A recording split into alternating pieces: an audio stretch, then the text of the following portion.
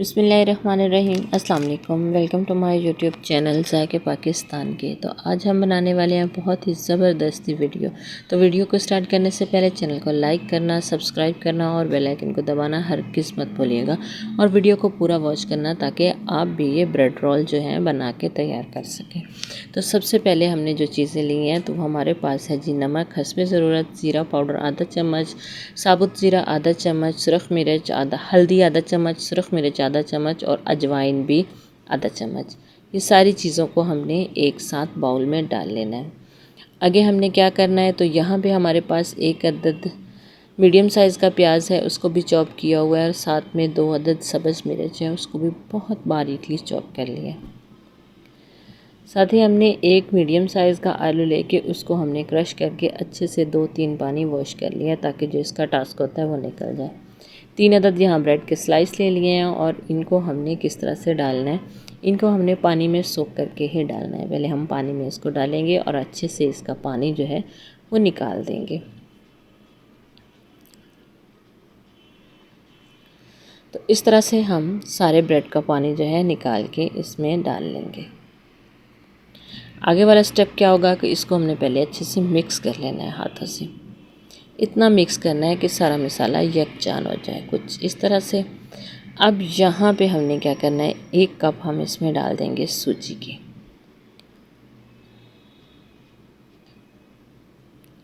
सूजी को भी अच्छे से हमने मिक्स कर लेना है। अब नमक मुझे कम लग रहा था तो मैंने यहाँ पे आधा चम्मच नमक और डाल दिया।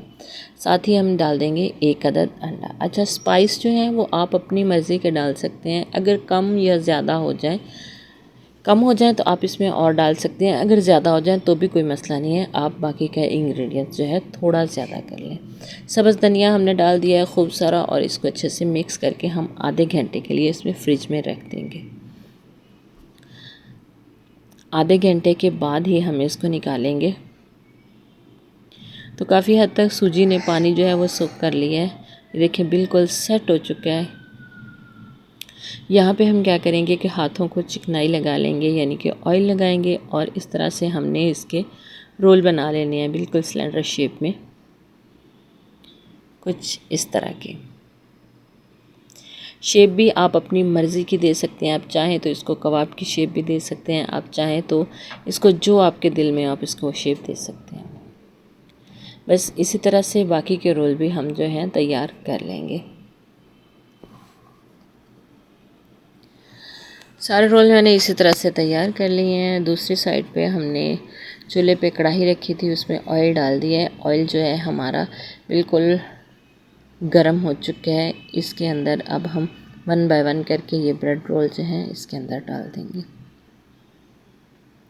और जो आंच है हमने हल्की ही रखनी है और इसको हल्की आंच पे ही हमने फ्राई करना है ताकि अंदर तक जो इसके अंदर जो आलू है हमने बॉईल नहीं किया था, बस ऐसे ही कच्चे आलू को ही कद्दूकस किया था, इसलिए हमने इसको स्लो आंच पे ही पकाना है। बस थोड़ी थोड़ी देर के बाद हम इसकी साइड जो है चेंज करते रहेंगे। इसको 3 से 4 मिनट लग जाएंगे गोल्डन सा फ्राई होने तक।